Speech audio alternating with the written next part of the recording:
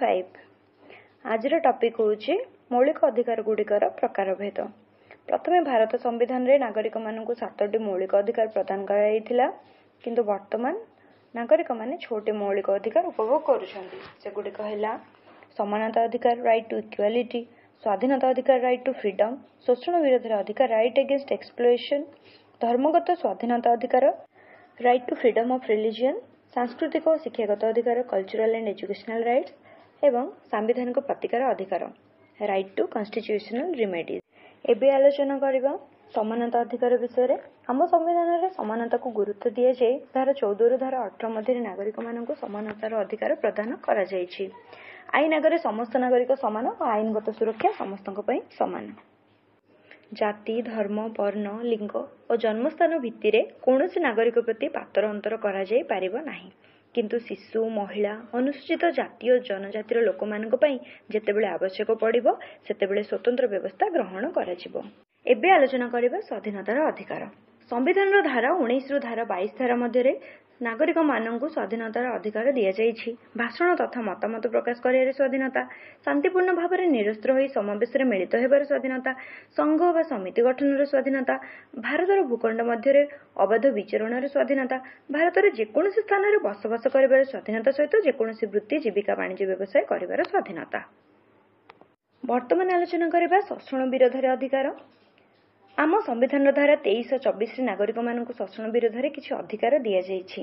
14 वर्ष कम बयस शिशु मानक खनि, कल, कारखाना अन्य कौन विपज्जनक काम नियोजित करने को निषिद्ध करा जाइछि।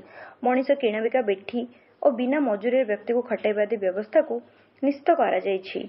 एई व्यवस्थार खिलाफ करुथिबा व्यक्ति आईन अनुसार दंडनीय हेबो।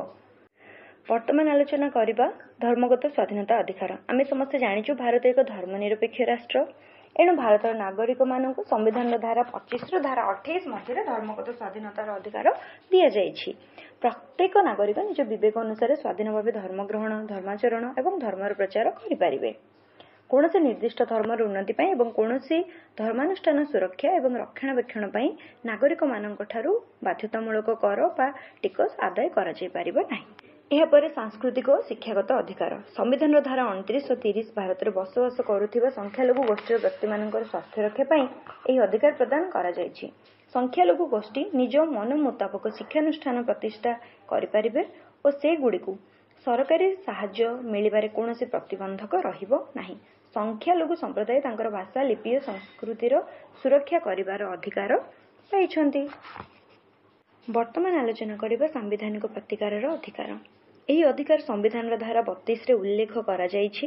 एही धारा अनुसार जड़े नागरिक निजर मौलिक अधिकार सुरक्षा पाई अदालतर साहाय्य नै पारिबो।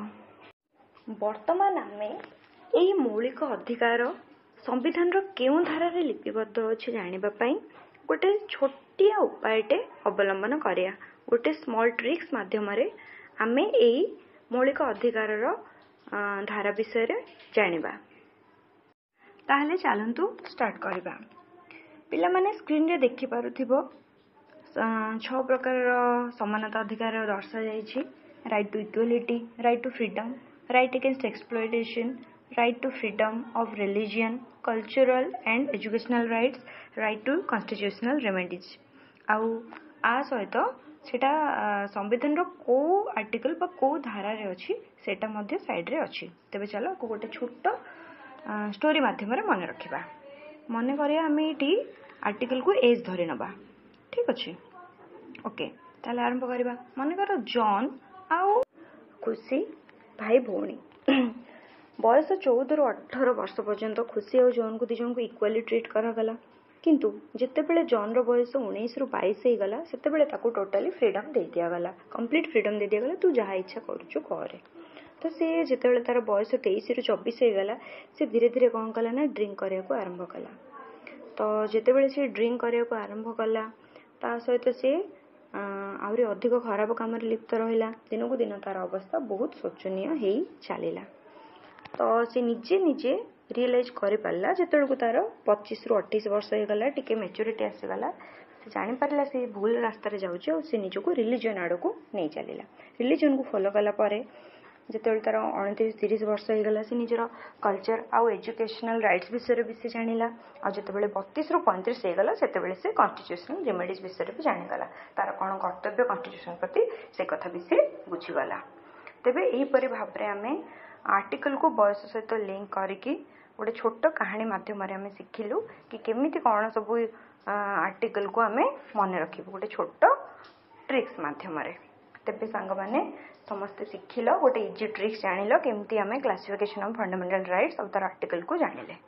ତ ଆଶା କରୁଛି ସମସ୍ତେ ବୁଝିପାରିଥିବେ।